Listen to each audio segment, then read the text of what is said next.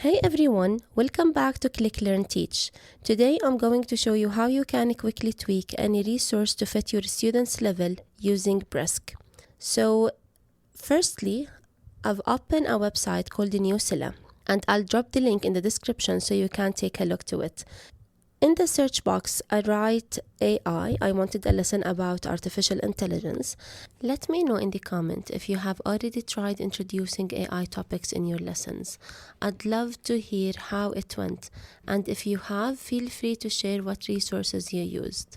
Now let's continue together.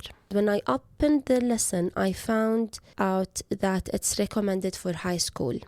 But what I'll do, I'll use Brisk to simplify it to suit my students. So when the Brisk icon pops up on the page, I just type the prompt to simplify the text. I'll put exactly what I wrote down below so you can copy it if you want.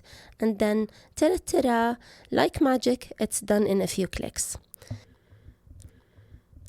If you found this helpful, hit subscribe so you don't miss any new videos. And remember, with good intentions, you are always a project of continuous charity.